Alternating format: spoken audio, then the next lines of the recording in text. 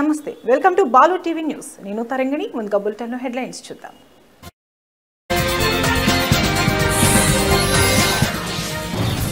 ఉగ్రదాడులతో భారత్లో అశాంతి సృష్టిస్తే మౌనంగా ఉండబోమని ప్రధాని ఉగ్రవాదాన్ని పాకిస్తాన్ ఒక యుద్ధ వ్యూహంగా అనుసరిస్తోందని మోదీ వ్యాఖ్య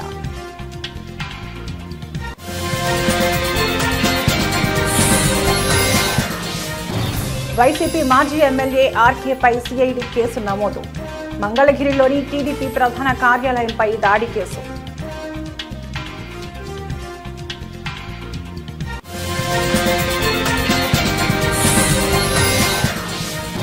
సినిమా హాళ్ల నిర్వహణపై పవన్ కీలక ప్రకటన థియేటర్ల బంద్ వెనుక శక్తులపై విచారణకు ఆదేశించిన తేల్చాలి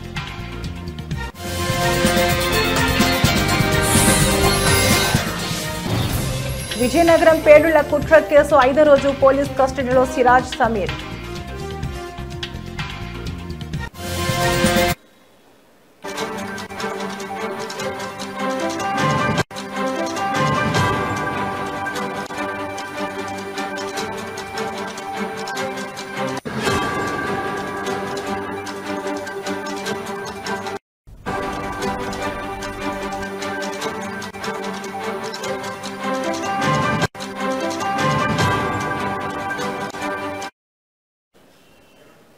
బ్రేకింగ్ న్యూస్ చూస్తున్నాం. దేశంలో ఉగ్రవాద దాడుల ద్వారా అశాంతి సృష్టించాలని చూస్తే సహించేది లేదని ప్రధానమంత్రి నరేంద్ర మోదీ పాకిస్తాన్ను హెచ్చరించారు. దేశ తొలి హోంమంత్రి సర్దార్ వల్లభాయ్ పటేల్ సూచనలను నాటి పాలకులు పెడచెవిన పెట్టడం వల్లే గత 76 ఏళ్లుగా దేశం ఉగ్రవాద సమస్యను ఎదుర్కొంటోందని ఆవేదన వ్యక్తం చేశారు. 2 రోజుల గుజరాత్ పర్యటనలో భాగంగా మంగళవారం నాడు పలు అభివృద్ధి కార్యక్రమాలను ప్రారంభించిన అనంతరం నిర్వహించిన సభలో ప్రధాని ఈ వ్యాఖ్యలు చేశారు. ఈ సందర్భంగా ఆపరేషన్ సింధూర్ గురించి కూడా ప్రస్తావించారు.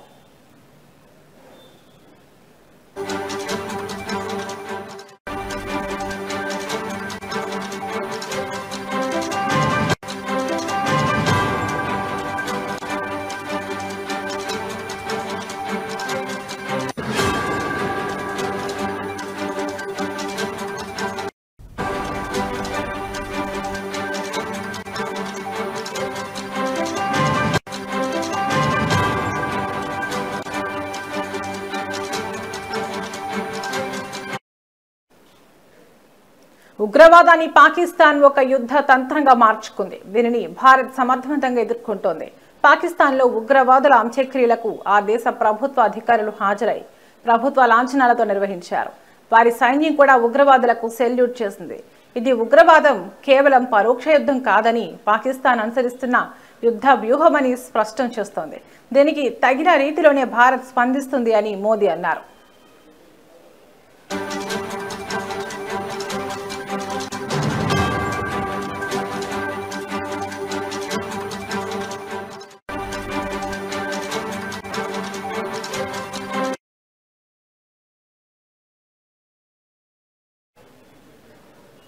తాము శాంతినే కోరుకుంటామని, ఇతరులు కూడా శాంతియుతంగా ఉండాలని ఆకాంక్షిస్తామని, అయితే పరోక్ష యుద్ధంతో తమ సహనాన్ని పరీక్షిస్తే మాత్రం ఉపేక్షించేది లేదని తేల్చి చెప్పారు.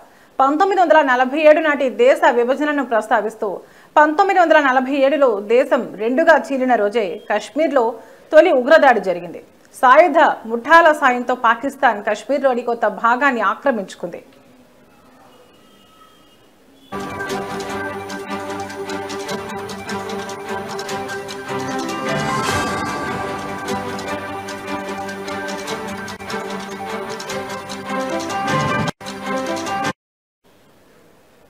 ఆనాడు ఉగ్రవాదులను ఏరివేసి ఆక్రమిత కశ్మీర్ను తిరిగి స్వాధీనం చేసుకోవాలని సర్దార్ వల్లభాయ్ పటేల్ ఇచ్చిన సలహాను పాటించి ఉంటే దేశంలో ఈ ఉగ్రదాడుల పరంపర కొనసాగేది కాదు. కానీ అప్పటి ప్రభుత్వ పెద్దలు ఆ సూచనను పట్టించుకోలేదు అని ప్రధాని విమర్శించారు. అప్పటి నుంచి పర్యాటకులు, యాత్రికులు, సామాన్య పౌరులే లక్ష్యంగా దాడులు జరుగుతున్నాయని, ఇటీవల పహల్గామ్లో జరిగిన ఘటనే దీనికి నిదర్శనమని అన్నారు.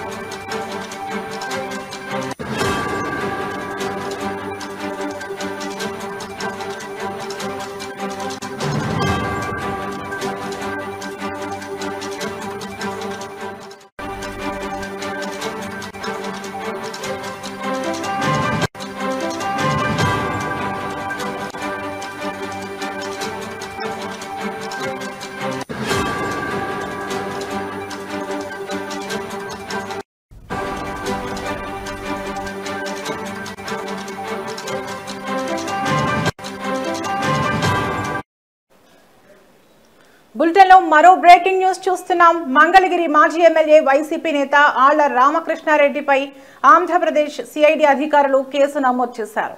2021లో తెలుగుదేశం పార్టీ ప్రధాన కార్యాలయంపై జరిగిన దాడి ఘటనకు సంబంధించి ఈ కేసు నమోదైంది. ఈ దాడి కేసులో ఆయన్ను 127వ నిందితుడిగా సిఐడి పోలీసులు చేర్చారు.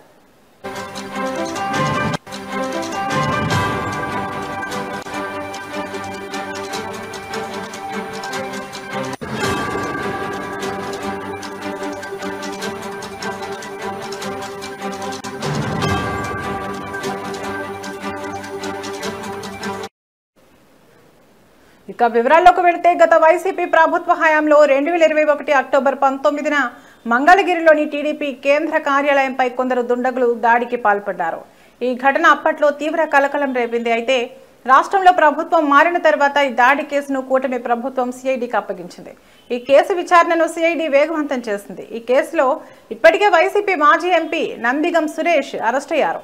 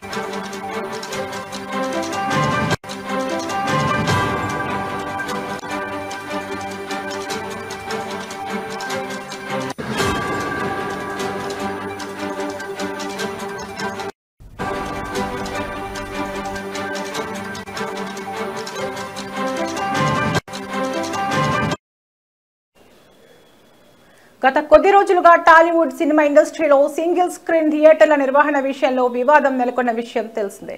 కాగా వారి వివాదంలో భాగంగా జూన్ 1 నుంచి థియేటర్లను క్లోజ్ చేయాలి ఎగ్జిబిటర్లలోని ఓ వర్గం నిర్ణయించింది. కాగా ఈ వ్యవహారంపై ఏపీ సినిమాటోగ్రఫీ మంత్రి కందుల దుర్గేష్ స్పందిస్తూ సీరియస్ అయ్యారు. దీంతో ఈ వ్యవహారం కాస్త పెను దుమారంగా మారడంతో నిర్మాత అల్లు అరవింద్, ఎఫ్డీసీ చైర్మన్ దిల్ రాజులు స్పందించారు.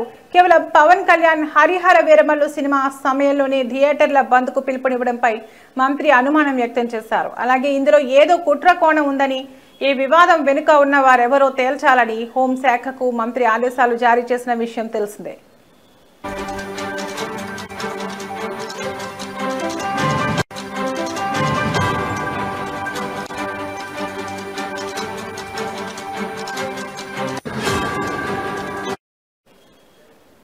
తాజాగా సినిమా హాళ్ల నిర్వహణపై డిప్యూటీ సీఎం పవన్ కళ్యాణ్ స్పందిస్తూ సంచలన ప్రకటన చేశారు. సినిమా హాల్స్ బంద్ నిర్ణయం వెనుక ఉన్న శక్తులేమిటో తేల్చాలని ఆదేశించారు. అలాగే ఈ కుట్ర వెనుక జనసేన నాయకులు ఉన్న చర్యలకు వెనకడుగు వేయవద్దని పవన్ కళ్యాణ్ తెలిపారు. అలాగే రాష్ట్రంలో సినిమా హాళ్ల నిర్వహణ పగడ్బందీగా ఉండాలని, థియేటర్లలో ఆహార పానీయాల నాణ్యత, ధరలపై నియంత్రణపై సినిమాటోగ్రఫీ శాఖ సమన్వయం చేస్తుందని డిప్యూటీ సీఎం ప్రకటించారు. అలాగే ఇకపై రాష్ట్రంలో విడుదలయ్యే సినిమాల టికెట్ ధరలు పెంచుకోవాలంటే ఇకపై కేవలం ఫిలిం ఛాంబర్ ద్వారానే ప్రభుత్వాన్ని సంప్రదించాలని, ఇది తాను నటించిన హరిహర వీరమల్లు సినిమాకు కూడా వర్తిస్తుందని డిప్యూటీ సీఎం పవన్ కళ్యాణ్ ఆదేశించారు.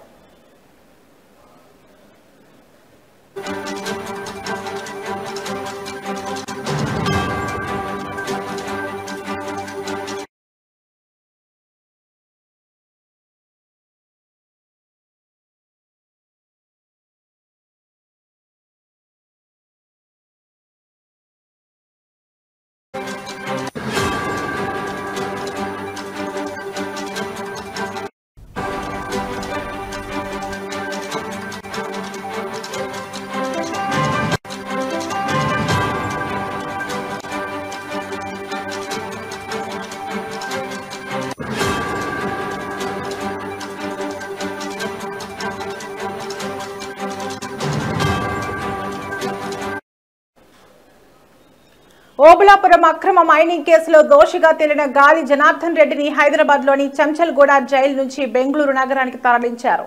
బెంగళూరులో ఆయనపై పలు కేసుల విచారణలో ఉన్న నేపథ్యంలో అక్కడి పోలీసులు పీటీ వారెంట్ ఆధారంగా ఆయన్ను అదుపులోకి తీసుకుని బెంగళూరుకు తీసుకువెళ్లారు.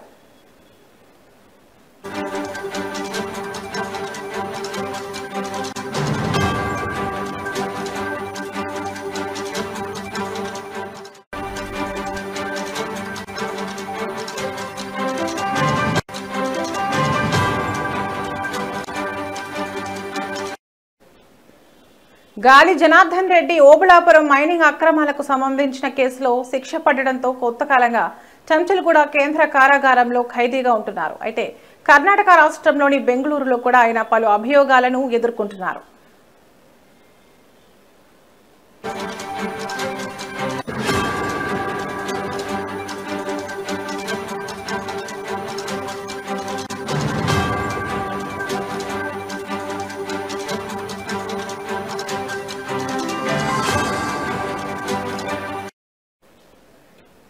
ఈ క్రమంలోనే అక్కడి కోర్టు జారీ చేసిన పీటీ వారెంట్తో బెంగళూరు పోలీసులు చెంచల్గూడ జైలు అధికారులను సంప్రదించారు. అవసరమైన ప్రక్రియలు పూర్తి చేసిన అనంతరం గాలి జనార్దన్ రెడ్డిని తమ వెంట బెంగళూరుకు తీసుకెళ్లారు.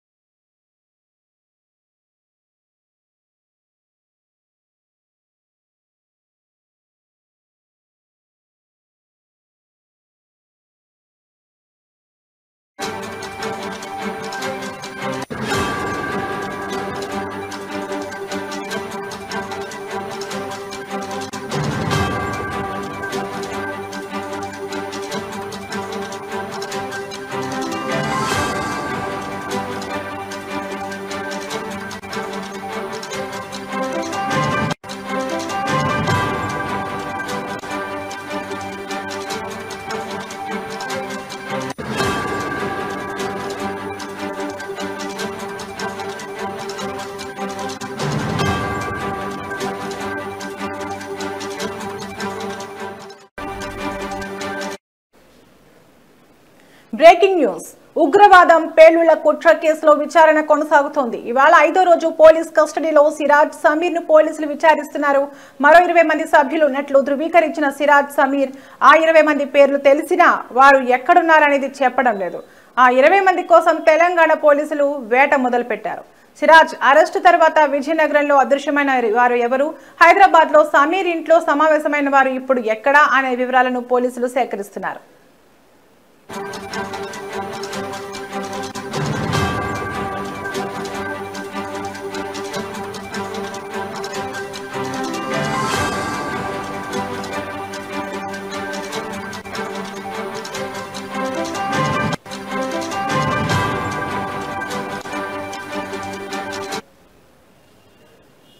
బాంబు పేలుళ్లకు కుట్ర పన్నిన సూత్రధారి సిరాజేనని దేశవ్యాప్తంగా 7 రాష్ట్రాల్లో బాంబు పేలుళ్లకు వ్యూహరచన చేశాడని నేషనల్ ఇన్వెస్టిగేషన్ ఏజెన్సీ ఎన్ఐఏ విచారణలో తేలినట్టు సమాచారం.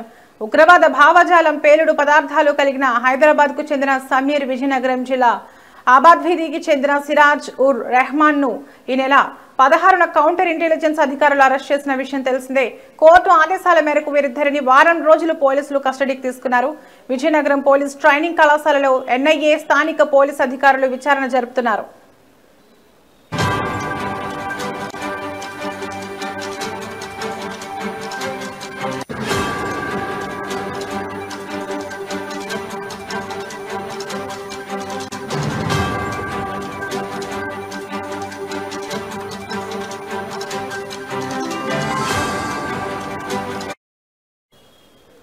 గత 3 రోజులుగా నోరు విప్పని సమీర్ సోమవారం పలు విషయాలు బహిర్గతం చేసినట్లు సమాచారం.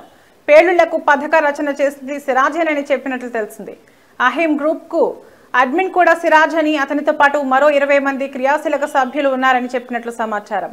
సౌదీలో పూర్తి స్థాయిలో శిక్షణ పొందిన సిరాజ్ హైదరాబాద్ లో ఉంటూ తరచూ సౌదీతో పాటు ఓమెన్ దేశాలకు వెళ్లినట్టు ఎన్ఐఏ గుర్తించింది. వరంగల్ కు చెందిన ఫర్హాన్, ఢిల్లీకి చెందిన బాదర్, సౌదీకి చెందిన ఇమ్రాన్ తో మిలాఖత్ అటు పాకిస్తాన్ కు చెందిన ఓ ముస్లిం సంస్థతో టైఅప్ అయినట్లు సమాచారం. అహీం గ్రూప్ ద్వారా ఆ సంస్థతో సిరాజ్ సంప్రదింపులు జరిపినట్లు తెలిసిందే.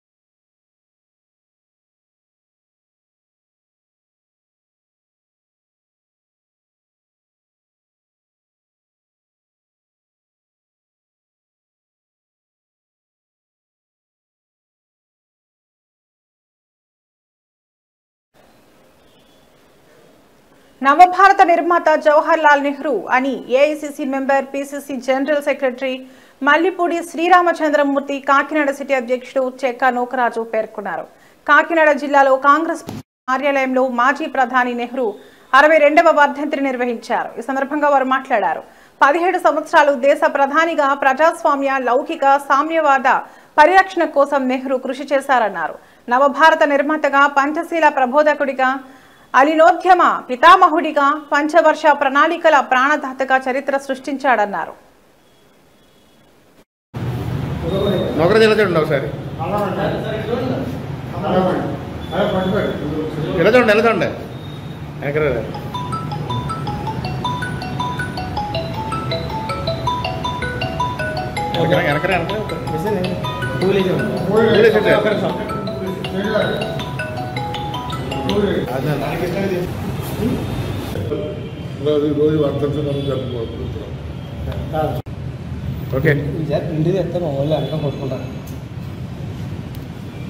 ఈరోజు శ్రీ జవహర్లాల్ నెహ్రూ గారి 61వ వర్ధంతి సందర్భంగా వారు మన దేశానికి చేసిన సేవలు గుర్తించుకోవాల్సింది ఎంతకైనా అవసరం. కాంగ్రెస్ పార్టీ స్వాతంత్ర యోధుడు మహాత్మా గాంధీ గారి ప్రియ శిష్యుడు చాచా నెహ్రూ గారు. చాచా నెహ్రూగా ఏపీ రాష్ట్ర మాజీ సీఎం వైఎస్ జగన్ గత ప్రభుత్వంలో ప్రవేశపెట్టిన ఇంటింటికి రేషన్ పథకాన్ని ఇప్పటి కూటమి ప్రభుత్వం నిర్వీర్యం చేసిందని డాక్టర్ బిఆర్ అంబేద్కర్ కోనసీమ జిల్లా ఎండియు వెహికల్ ఆపరేటర్స్ హెల్పర్స్ నిరసన తెలిపారు. ఇంటింటికి రేషన్ పథకం నిర్వీర్యం వల్ల ఆంధ్రప్రదేశ్ రాష్ట్రంలో సుమారు 9,600 కుటుంబాలు రోడ్డున పడ్డాయని ఆరోపించారు. ఈ కార్యక్రమానికి మద్దతుగా జిల్లా అధ్యక్షులు చిర్ల జగ్గిరెడ్డి పాల్గొన్నారు. అనంతరం ఎండియు వెహికల్ ఆపరేటర్స్ తో కలిసి అంబేద్కర్ కోనసీమ జిల్లా కలెక్టర్ వినతి పత్రం అందజేశారు.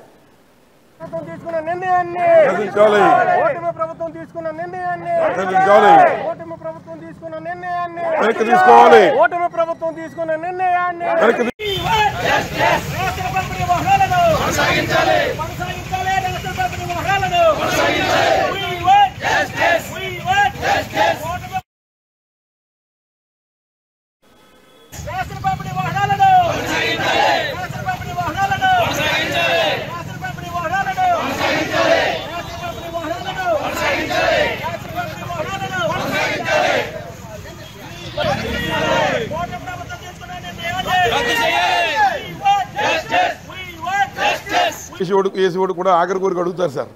ఈ ప్రభుత్వంలో ఉరిశిక్ష చేసేవాడికి ఆఖరి కోరిక అడుగుతారు. అలాగే ఎండియూ డీలర్స్కి తగినంత సమయం ఇవ్వకుండా, సర్వీసెస్ బాగున్నాయని చేయకుండా శాంతియుతంగా వారి యొక్క విషయాన్ని మీ దృష్టిలో మీరు వింటారు కనుక మీకు ఇచ్చి వెళ్లే విధంగా మొత్తం డీలర్స్ అందరూ వచ్చారు సార్. నాగర్ కర్నూలు జిల్లా కేంద్రంలో ఓ ప్రైవేట్ హాల్లో భారత్ ముక్తి మోర్చా అంబేద్కర్ జాతర కమిటీ ఆధ్వర్యంలో మాతా రమాబాయి 90వ వర్ధంతిని నిర్వహించారు. ఈ కార్యక్రమంలో ముఖ్య అతిథిగా ఎంపీ పార్లమెంట్ ఇన్ఛార్జ్ గడ్డం విజయ్ హాజరయ్యారు. ఈ సందర్భంగా అణగారిన వర్గాల కోసం డాక్టర్ బిఆర్ అంబేద్కర్ చేసిన పోరాటంలో ఆయనకు అండగా నిలిచి తన జీవితాన్ని వెచ్చించి సమాజ సేవలో తనను తాను నిమగ్నం కావడంలో రమాబాయి తన భర్త సామాజిక సంస్కరణల లక్ష్యాలను నెరవేర్చడానికి అంకిత భావంతో మద్దతు ఇచ్చారని కొనియాడారు. తన జీవితం త్యాగం చేస్తూ తన భర్తకు సహాయం చేయడానికి, తనను తాను త్యాగం చేయడానికి సిద్ధపడ్డారన్నారు. ఏజ్లోనే ఆయనకు వివాహం కావడం జరిగింది. నాటి నుండి ఆమె చనిపోయేంత వరకు, రమాబాయి గారు చనిపోయేంత వరకు అంబేద్కర్ గారికి సహచరిగా ఉండుకుంటూ ఆమె చేసినటువంటి త్యాగము, ఆ రోజు అంబేద్కర్ గారికి ఎక్కడ పై చదువులకు పోయినా, ఏటికి పోయినా, ఎక్కడ పోయినా ఆమె నిరంతరం ఆయన యొక్క ఆశయ సాధన కోసం ఉన్నటువంటి గొప్ప త్యాగమూర్తి ఆమె రమాబాయి గారు. ఆమెకు యొక్క పుట్టినటువంటి రమాబాయి అంబేద్కర్లకు పుట్టినటువంటి బిడ్డలకు కూడా కనీసం తినడానికి తిండి లేక, పౌష్టిక ఆహారం లేక, రోగం వస్తే చూపించుకోవడానికి డబ్బులు లేక తన యొక్క కుటుంబాన్ని అంబేద్కర్ గారి యొక్క చదువుల కోసం ఖర్చు పెట్టి ఆయన మొత్తం తన కుటుంబాన్ని మొత్తం త్యాగం చేసుకొని తన పిల్లల్ని మొత్తం కూడా వైద్యం లేకుండా చంపుకున్నటువంటి పరిస్థితి. అంటే తన బిడ్డలను త్యాగం చేస్తే ఈరోజు మనం ఎస్సీ, ఎస్టీ, బీసీ మైనార్టీలు అంబేద్కర్ గారి యొక్క పెద్ద చదువు చదివి ఈ దేశానికి రాజ్యాంగాన్ని రచించి ఈ దేశానికి హక్కు. ఇవి ఇప్పటివరకున్న బులెటిన్ అప్డేట్స్. మరో బులెటిన్లో మళ్ళీ కలుద్దాం. నమస్తే.